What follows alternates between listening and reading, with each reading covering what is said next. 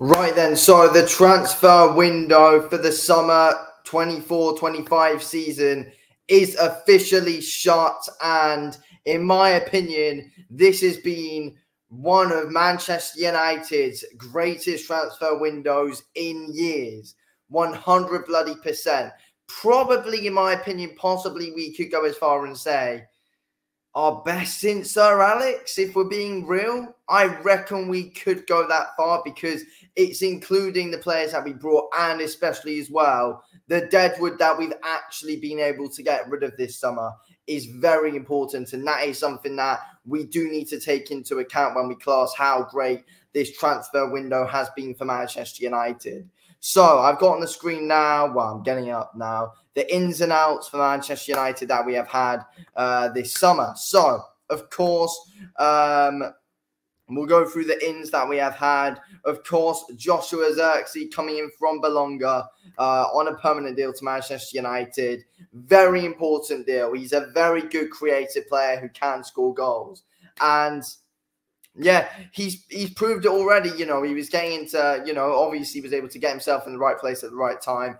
In the Fulham game, got himself a goal. In the Brighton game as well, you know, he was really going for it, pushing himself a lot in that game.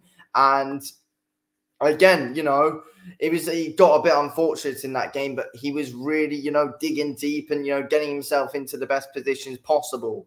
And he's hungry for goals, and that is clear to see in his game. So, you know, already the guy's made an impact. So, very important signing. Leny Yoro from Lille, of course, permanent deal.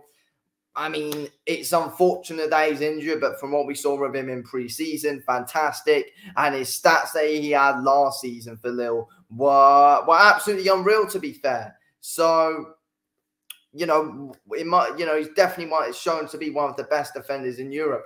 Real Madrid were after him, but Leny Yoro ended up wanting to come to Manchester United. So it's a class deal when, you know, we were able to beat Real Madrid to it. It just says something about, you know, some good vision. And, you know, we're looking at these younger players as well. Leny Yoro, very, very, very bloody important in my opinion.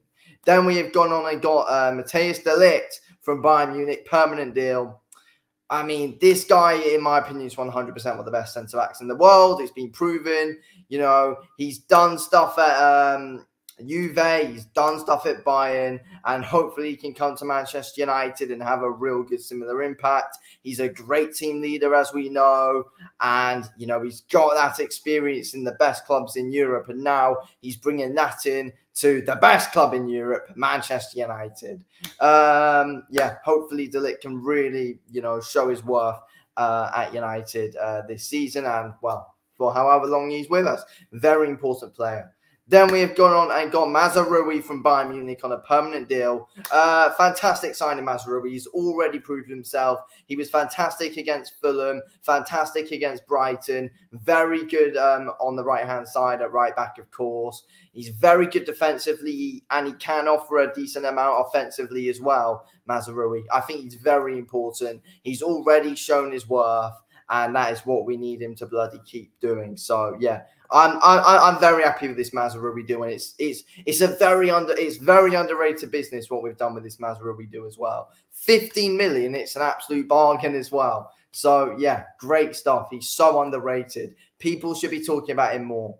Okay, next up we got, of course, made official today, Manuel Ugarte from Paris Saint-Germain, permanent deal. Very important to this Manchester United midfield, and I can't wait to see Manuel Ugarte finally get going in this Manchester United team. Yeah, very exciting in my opinion. Very exciting. And yeah, let's wait and see what happens with Manuel Ugarte. But it's a massive deal, massive deal. We need to improve our midfield, and hopefully that is what Ugarte can do. He's got the experience, and he is still pretty young. So yeah, can't wait. Okay, next up, we went on and we were able to get a 16-year-old Kone, defensive midfielder, permanent deal. I like this deal because it just shows we're building for the future. It really does. So that's an exciting one. 16 years of age. We're really, you know, Ten Hag's got that vision, which is very important.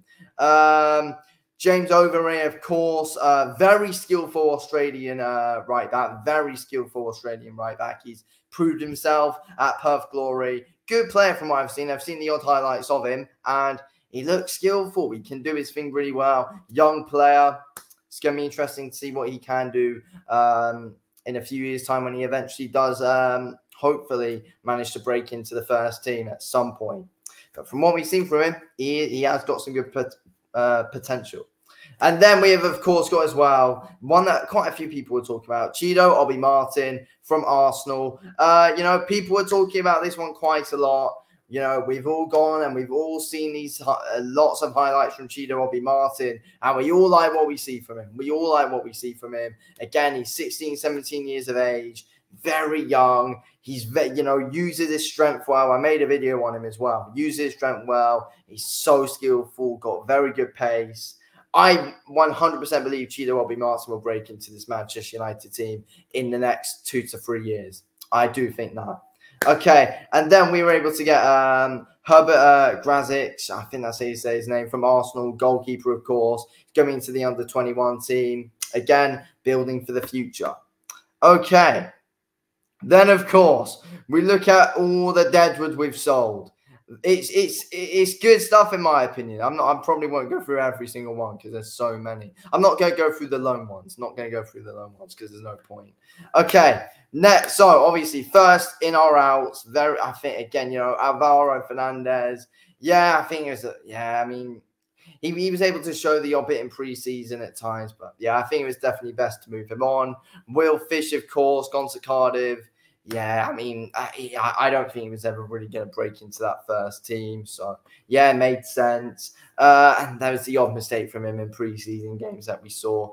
Forson, yeah, again, you know, shows some good stuff for us in preseason. Best of luck to him, of course. But, yeah, he's not on the kind of level where of like the Kobe Mainus and like the Ganachos and stuff where you're really going to break into the team from the youth team. Mason Greenwood, of course, yeah, it had to be done. Had to be done, of course. I mean, we know Green was a great player, of course, but let's be real. If we did bring him back, it wouldn't have really looked great on. It wouldn't have really looked great on the club if we bring him back in. If we're being completely real, so I think I think United made the right decision here on Mason Greenwood. Hannibal, of course, yeah. Once again, he's just someone who wasn't. You know, he had his time. He was able to break into the first team at times, and you know, put in some half decent shifts. But yeah, it's clear it was never really going to work out for Hannibal in the long term. Charlie McNeil, yeah, makes sense, of course. We'll skip a bit. Kambwala, yeah, made sense to let go of him. Solitary, yeah, again, like. Made the starting team a bit, but yeah, at the end for a bit, and yeah, moved him on. Palestri, yeah, permanent deal. I'm surprised though, kind of surprised that we moved him on that quick. I have always think there's the odd bit of potential in Palestri. I really do. So yeah, a little bit surprised that we let him go on a permanent deal. To be fair, I expect him to stick around a bit longer. I wish anyway. Donny van der Beek, yeah, I mean, Solskjaer basically bloody ruined him, didn't he? So he had to get rid of him. Like, we had to get rid of him. We were still paying his wages for too long, and eventually he's now gone, so that's good stuff. Varane, yeah, made the right decision there, 100%. Eventually moving on now. Just always injured, isn't he? There was no point offering him a new contract. Aaron Wan-Bissaka, I guess it makes sense, of course. I mean, you know, we know how great Wan-Bissaka was, but yeah, if you look at it from Ten Hag's perspective, Dalot does seem more like his player, and now we've got Mazraoui. Scott McTominay's gone. Thank God, that's so overdue. He should have been gone ages ago. But I mean, you know, he gave us the odd moments at times last season, especially. But yeah, right choice here, getting gone to Napoli. We don't need to talk about the loan deals. Anthony Martial released. Yeah, very important, of course. Needed to get rid of him. I mean, there was just no point. It was just not going right for Martial for years. He was massive deadwood in this Manchester United team. Brandon Williams, yeah, again, made complete sense to get rid of him. It just, I mean, he was just around the team and just, well, it's just around the club. It's like you just kind of forgot he was playing for us at times. Like, honestly, weird one. And of course, one that is not on the list though, and that has not been updated. Jadon Sancho has left Manchester United and has gone to Chelsea. Bloody hallelujah for that. We managed to get rid of Jadon Sancho. I'll probably make a separate video on him, to be fair. His attitude absolutely stunk out the place, if we're being real. Thought he was bigger than the club, but he was absolutely dog shit. So glad we got rid of someone like Sancho. Now bloody Chelsea needs to put up with him. But yeah, overall, I think it's been one of our best transfer windows in a very long time. Got some good solid players in, and we've got rid of a lot of deadwood as well. Very important stuff. Anyway, thanks for watching this video of the Man United Fan Stand. I'll speak to you